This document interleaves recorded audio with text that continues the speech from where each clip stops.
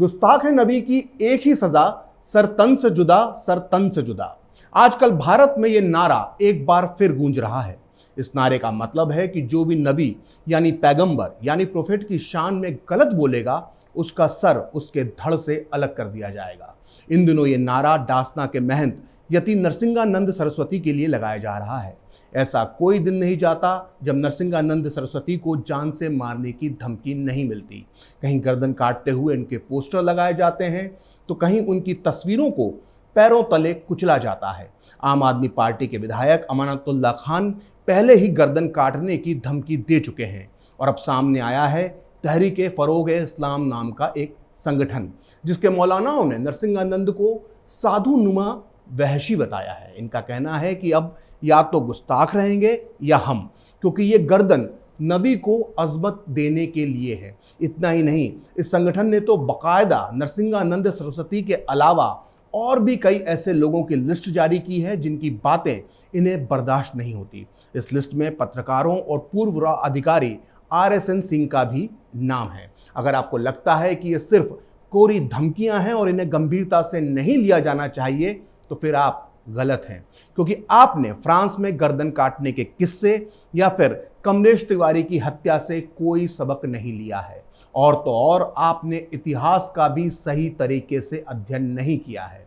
दरअसल आज जो महंत यति नरसिंहानंद सरस्वती को धमकियां मिल रही हैं, वो इस्लामिक कट्टरपंथियों का 100 साल पुराना मॉडस ऑपरेंडी है। आज से करीब 100 साल पहले इसी तरह से इस्लाम की निंदा का हवाला देकर सिलसिलेवार तरीके से संतों, पत्रकारों और हिंदू सामाजिक कार्यकर्ताओं की हत्याएं की गई थी। आज खरी बात में हम तथ्यों, तर्कों और सबूतों के साथ ये बताएंगे कि किस तरह से 100 साल पहले फतवा देकर ये खूनी खेल खेला गया था। तो बिना देर किए आइए शुरुआत करते हैं उस संत से जिसे अपने दौर में भारत का सबसे बड़ा संत कहा जाता था। उनका नाम था स्वामी श्रद्धानंद सरस्वती, जिनकी भारत के पहले मुस्लिम आतंकवादी अब्दुल रशीद ने हत्या कर दी थी। इतिहास की सच्चाई को जानने से पहले आपके लिए ये जानना जरूरी है कि स्वामी श्रद्धानंद सरस्वती थे कौन। स्वामी श्रद्धानंद 1920 के दौर में हिंदुओं के सबसे बड़े धार्मिक गुरु थे। वो आर्य समाज के प्रमुख होने के साथ साथ महान स्वतंत्रता सेनानी भी थे। कुछ इतिहासकारों का दावा है कि स्वामी श्रद्धानंद सरस्वती ने ही मोहनदास करमचंद गांधी के लिए सबसे पहले महात्मा शब्द का इस्तेमाल किया था। गांधी के कहने पर स्वामी श्रद्धानंद असहयोग आंदोलन में भी हिस्सा ले रहे थे, लेकिन जब असहयोग आंदोलन के साथ साथ खिलाफत आंदोलन भी नाकाम होने लगा, तो केरल के मालाबार इलाके में मुसलमानों ने हिंदुओं का कत्लेआम शुरू कर दिया, जिसे मोपला नरसंहार के नाम से जाना जाता है। स्वामी जी मोपला नरसंहार से अंदर तक हिल गए थे, व्यथित हो गए थे। मोपला में हजारों हजार हिंदुओं को जबरदस्ती उनका धर्म परिवर्तन करवाकर मुसलमान बना दिया गया था। ऐसी कई घटनाओं से व्यथित होकर स्वामी श्रद्धानंद ने अपने आर्य समाज के जरिए शुद्धि आंदोलन की शुरुआत की। उन्होंने 11 फरवरी 1923 को भारतीय शुद्धि सभा की स्थापना की। अपने इस आंदोलन के जरिए स्वामी श्रद्धानंद ने उन धर्म परिवर्तित हिंदुओं को वापस हिंदू धर्म में शामिल करना शुरू कर दिया, जिन्हें बलात् तौर पर मुस्लिम बना दिया गया था। शुद्धि आंदोलन के कामयाबी से कट्टरपंथी तबलीगी मुसलमानों की पूरी बुनियाद हिल गई। स्वामी जी ने उस समय के यूनाइटेड प्रोविंस, यानी जिसे आज का उत्तर प्रदेश कहा जाता है, वहां 18,000 मुस्लिमों की हिंदू धर्म में घर वापसी करवाई थी और ये सब कानून के मुताबिक हुआ था। अपने आंदोलन के बारे में स्वामी जी ने कहा था कि जिस धार्मिक अधिकार से मुसलमानों को तबलीग और तंजीम का हक है, उसी अधिकार से मुझे अपने बिछड़े हुए भाइयों को वापस अपने घर में लौटाने का हक है।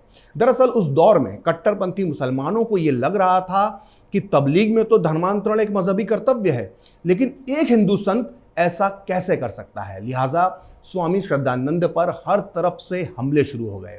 आखिर वो मनहूस दिन भी आ ही गया जिस दिन इस महान संत की निर्मम हत्या कर दी गई।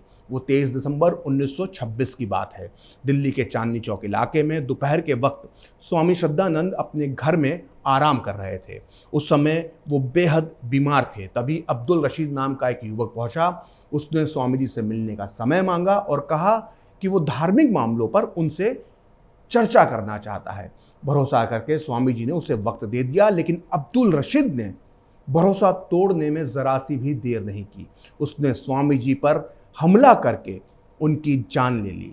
अब्दुल रशीद ने जो किया था उसके बाद उसे भारत का पहला आतंकवादी कहा जाना चाहिए था, लेकिन ऐसा हुआ नहीं। स्वामी जी की हत्या के 2 दिन बाद ही गांधी ने कट्टरपंथी हत्यारे अब्दुल रशीद को अपना भाई बता दिया। गांधी ने 15 दिसंबर 1926 को गुवाहाटी में कांग्रेस के अधिवेशन में कहा, मैं अब्दुल रशीद को अपना भाई मानता हूं। मैं यहां तक कि उसे स्वामी श्रद्धानंद की हत्या का दोषी भी नहीं मानता हूं। वास्तव में दोषी वे लोग हैं जिन्होंने एक दूसरे के खिलाफ घृणा की भावना पैदा की। हमें एक आदमी के अपराध के कारण पूरे समुदाय को अपराधी नहीं मानना चाहिए।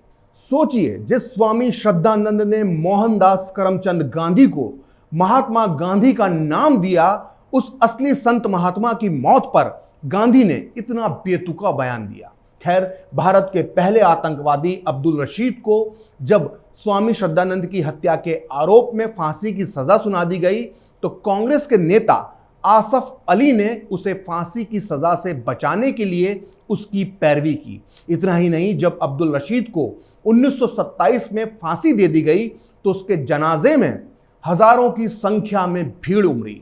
यहां तक कि पूरे भारत की कई मस्जिदों में उसके लिए विशेष दुआएं भी मांगी गई।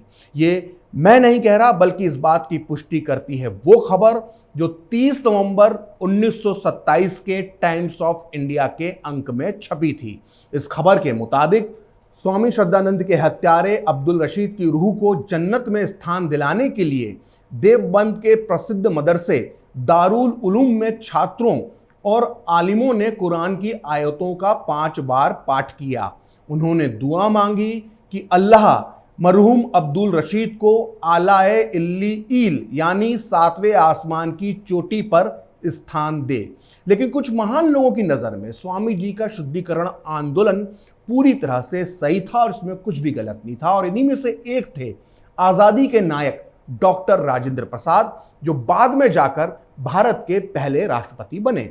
उनका मानना था कि स्वामी श्रद्धानंद ने मजबूरी में आकर शुद्धि आंदोलन शुरू किया था और जिसकी वजह से उनकी हत्या हुई। डॉक्टर राजेंद्र प्रसाद अपनी इस किताब खंडित भारत, जो इस वक्त मेरे हाथ में है, के पेज नंबर 155 पर लिखते हैं, स्वामी श्रद्धानंद के शुद्धि आंदोलन की कड़ी आलोचना हुई है, लेकिन ये समझना बड़ा मुश्किल है कि मुसलमान और ईसाई इसकी आलोचना क्यों करते हैं, जबकि वो खुद हिंदुओं को अपने धर्म में शामिल करवाने में जुटे हुए हैं।